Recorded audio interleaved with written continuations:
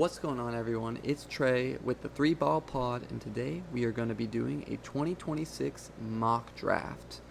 We are going to be doing this on Fanspo, so let's just hop right in. Let's get right into it. Alrighty, everyone, we are back, and we have the mock draft pulled up here. First off, first pick, pretty simple one. We are going to go with Dybantsa here.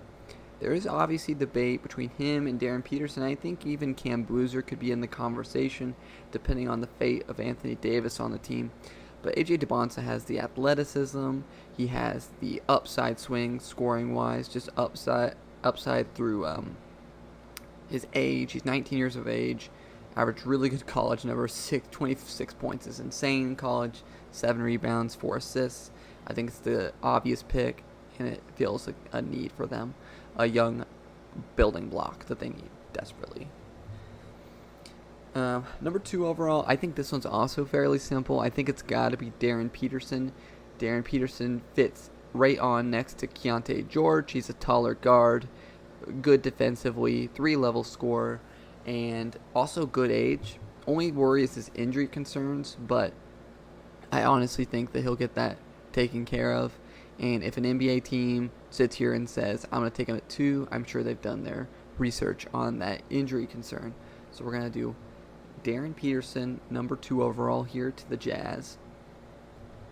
Number 3, so a lot of people consider this to be where the actual draft starts. I consider the actual draft to start at pick number 5 because my next 2 are pretty obvious.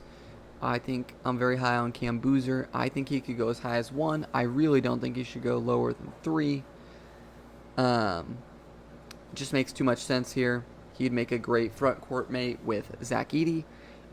His passing to big man is absolutely elite. He's a good rebounder, good scorer, good passer, high IQ, super efficient, can shoot the 3, good size, good, very physical, just lacking in the athleticism department. Is about the only knock you have on him. It seems like a lot of people think he just plays straight bully ball. There is a lot of post work into what he does. He has a lot of skill as well into what he does. His footwork's pretty good. Just a good fit in Memphis for sure. No matter if they trade Ja or not. Next, this one's obvious. Pretty obvious one for me as well. I know there's the injury concerns of Caleb Wilson, which is definitely why he falls to pick number 4. The Chicago Bulls are absolutely blessed to be in this position to draft Caleb Wilson, a guy with elite defensive tools. Low raw offensively, averaged 20 in college though. High energy guy, good motor. I think he'll do great in Chicago. Will definitely be a great fit next to Josh Giddey and Matas Buzelis. The next one is a pick where I think the draft actually starts. A lot of people make the argument that you go best player available here with Darius Acuff. I slightly disagree, and I don't think the Clippers will go Darius Acuff. I could see them potentially moving out of this pick and dropping down, but for this mock draft, we are not going to be doing any trades. So if they stick with the pick, I think they're going to actually take Keaton Wagler. I just don't think a backcourt of Darius Acuff and Darius Garland will survive defensively, and the Clippers are still trying to contend since they don't have access to their first-round picks. So yeah, Keaton Wagler makes sense. He's a flamethrower scorer, really good shooter, one of the best shooters in the class, and just a really good scorer with good size. 6, Brooklyn really lucks out. I mean, it could be much worse draft to fall down in. You were hoping to get a top 3 guy while being one of the worst teams in the NBA, but you land Darius Acuff. Even though you took a bunch of point guards last year, you are not going to let that stop you from taking the offensive engine that is Darius Acuff. Defensively, could use a lot of work, which is also why I just could not see him going to the Clippers above. Clippers pride themselves on size and defense, typically, besides the Darius Garland acquisition. But we're going to go Darius Acuff here. Pick number 7. This is an interesting one. You could look and just say, let's get Kingston Fleming. Debatably the best guard on the board, but I'm actually going to go a different direction. I'm going to go Mikal Brown. He's got better size, better shooting. And what the Kings are desperately lacking right now is just identity, for one, but also kind of just offense and a point guard of the future. And I think Mikael Brown gives them that exciting young point guard of the future that they could use. I don't think his defense is bad by any means, and he definitely has the potential to be really, really good for the Kings. Atlanta, pick 8. A lot of people are projecting them to get Aday. I see the appeal, a 7'3", big man with mobility. You don't find much of that. Vertical ability to get vertical quickly, mobility on the perimeter, and good flexibility. But I am going to go, the main other thing they struggled with, especially in the playoffs, was having a primary creator and point guard. And I think you have a perfect guy here in Kingston Fleming's, a lot different than your last point guard in Trey Young. Good defensively, as most Houston guards are. But yeah, Kingston Fleming here gives them an instant upgrade at the point guard position. Pick number 9, I think the main one that people are mocking here is Braden Berries. Braden Berries is a do-it-all guy. A little shorter for the shooting guard position, but would fit nicely in between Kyrie and Cooper Flagg. Good defender, good shooter. Does a lot of the little things. And he's a freshman, so he's young and he's got definite upside for sure. And then at the Bucks pick. So this is where it becomes, are they keeping Giannis and are they not? All signs are pointing to them not keeping Giannis. I'm going to do it under the assumption that they haven't traded Giannis yet, or else they'd probably have more picks in this draft, but they are going to trade Giannis. So I'm going to take the high upside guy, and Nate Ahmet. He is really long forward, high upside. It's just the efficiency wasn't really there last season. Still averaged 17 points per game. The sky's the limit for this guy. Could use a lot of work in his physicality. Could use a lot of work in just scoring overall in an efficient clip. He's definitely young and definitely raw. Warriors, this is a pretty obvious pick for me. It's got to be Aday here. I am a big fan of him going in the top 10. I just couldn't see a world where if the Hawks don't select him. But if he falls to the Warriors here, they do need center. I know they have Kristaps Porzingis, but honestly, they might just have to shed some cap this offseason, and I doubt they're going to resign Kristaps Porzingis. Aday makes a good replacement, like I said.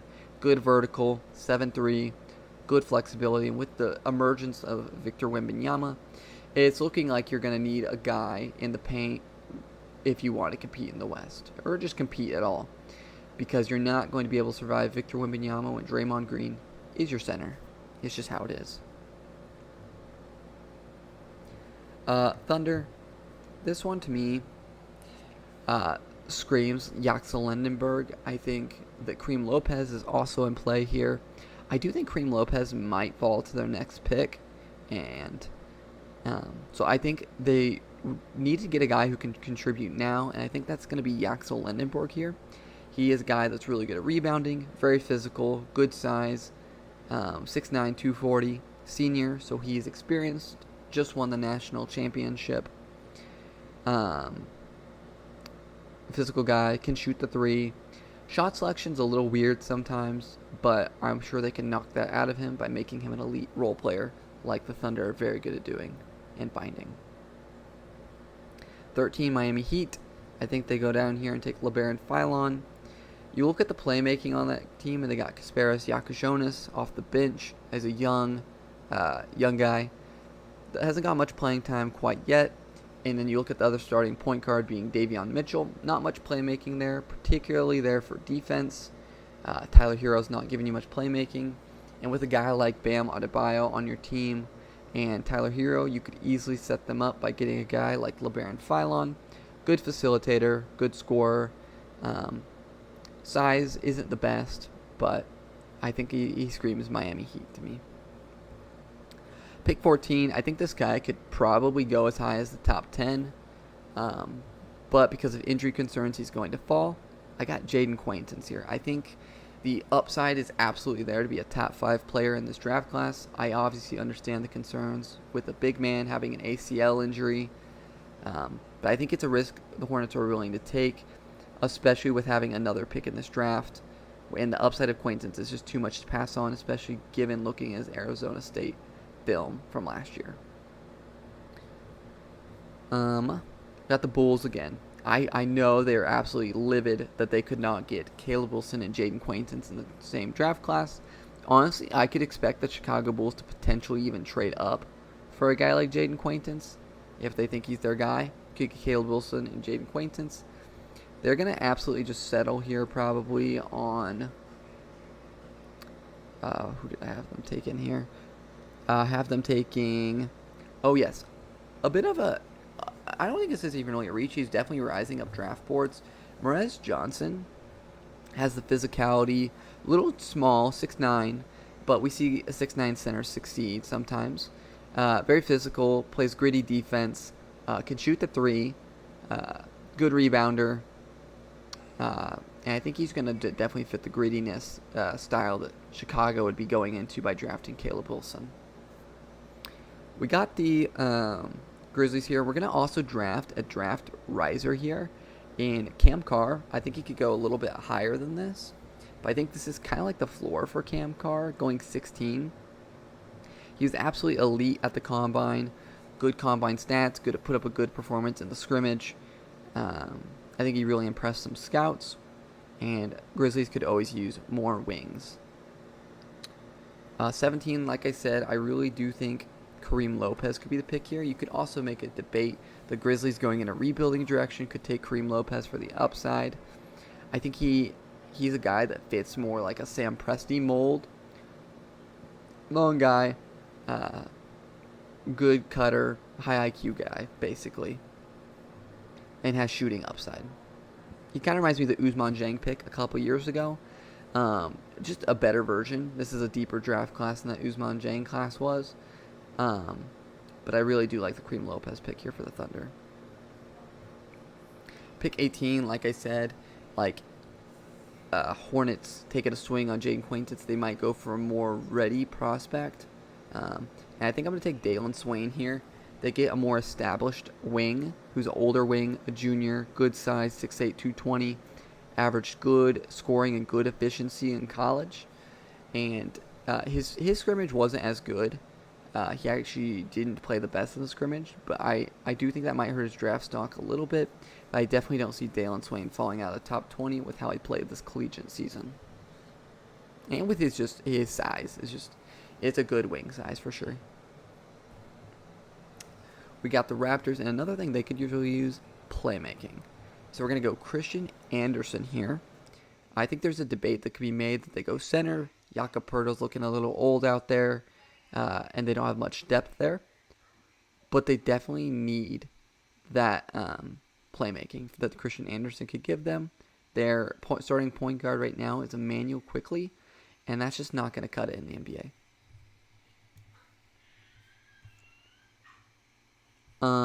Pick 20 here. We got the Spurs here. And I think that's a pretty obvious pick if you've been watching the playoffs a little bit. They're definitely going to have to go back up big here. Luke Kornet minutes have been absolutely killing them to where Wemby can't get any rest because the rim pressure is just not there. So they're going to definitely go Chris Senak here.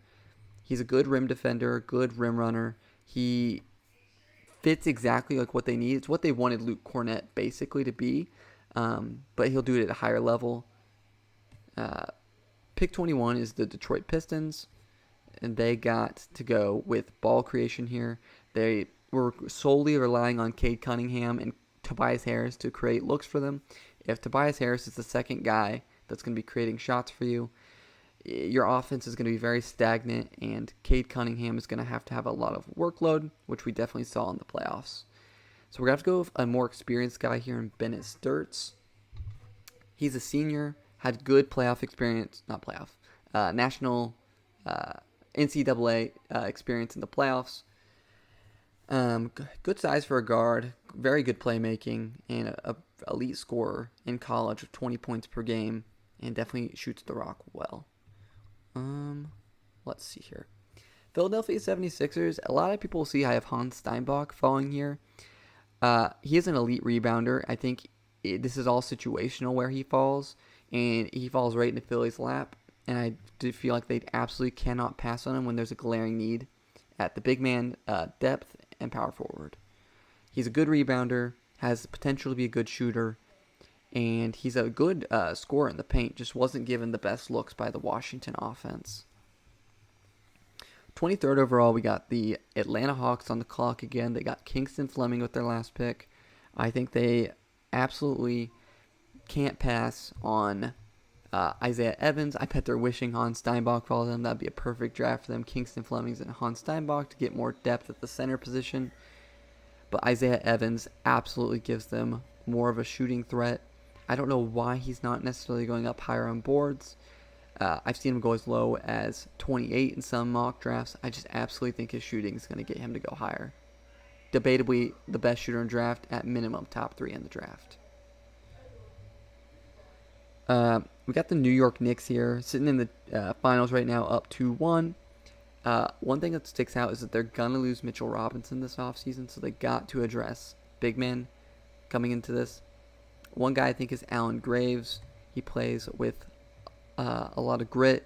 He's got shooting potential, very efficient. Not the greatest size for a big man, but he's more of like a power forward than a center. Coming at Santa Clara, he's a bit of a riser in this draft, but I definitely think the Knicks could take him here. We got the LA Lakers next up. One thing that they also need is they absolutely need to draft center as well. Their center room last year could not do anything, and in the West, it's looking more and more like you need consistent centers because of Victor Wembanyama. So I'm going to go out, and they're going to go grab... Where is he at? Am I blind? They're going to go out, and they're going to grab... He's a bit down here, I believe. Yeah, Taurus Reed. The center power forward out of UConn. Played really good in the tournament. Fantastic rim protector. Knows how to get to the basket, basically. He's very physical. Big man, which they were absolutely lacking. Good rebounder. That's amazing efficiency from the field. 6'11". Great lob threat for Luka, which he absolutely thrives with. So for the next pick, we got the Nuggets. And the Nuggets here, I thought I could go a lot of different directions. We could go guard, could go big man. Obviously, we're not going to draft Braylon Mullins because he went back to UConn. And as you notice, I'm also not very high on Koa Pete. I think he's very limited. You can't draft a player just off of defense in this league that can't shoot. His athleticism is great, but he does not look like he has the upside to be a great shooter in this league. I guess you could potentially take him. Actually, I am going to have them take him because he could potentially be an Aaron Gordon replacement. We saw a guy like Aaron Gordon get developed there without a shot. Just a dunker, which is basically what Koa Pete is right now with good defense. So we're going to have the Nuggets take Koa Pete. Celtics, get a guy that absolutely fits your system. Big man, 7 foot, Henry Visar,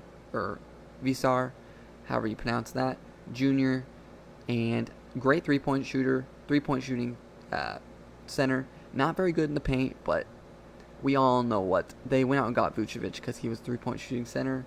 Henry Visar is basically the same thing there. Then we are at the Timberwolves here.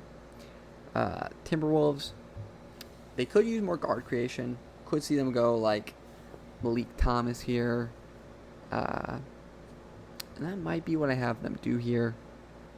Does Malik Thomas make sense here? We're going to go Ibuka Okori. Great scorer. Absolutely underrated. He's an amazing shooter. Got a knack for scoring. He's got a really good handle on the ball. Let me just see what else we got here.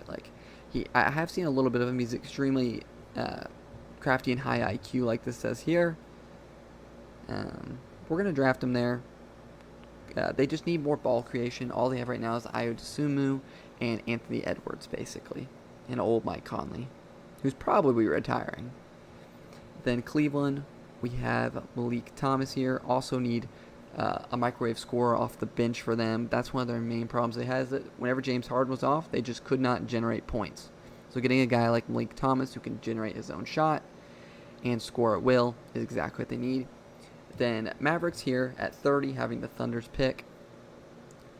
They really need these 2 draft picks to hit because they do not have their pick until 2030 and just don't have much draft capital till then.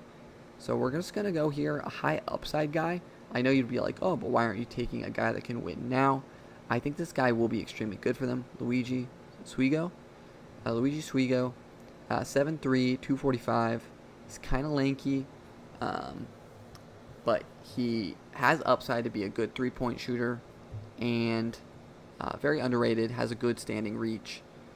Could absolutely be great for the Mavericks. So there we go. There is the draft. Let me know what you guys think about this draft. Be sure to like and subscribe and turn on that bell notification to get notifications for this. I'm going to be doing more consistent mock drafts as the draft approaches. This 100% is more about like what I think these teams will do rather than what I would do. Majority of them I would probably do. I'd probably draft Kareem Lopez a little higher, and I am a big Morez Johnson guy. I think he is going to go higher. I think I might take him a little bit lower than this and give more props. Well, the thing is, Chicago needs that center, and I feel like I'm more high on him than the others. But yeah, just let me know what you guys think about this mock draft, and I will see you guys in the next one. Peace.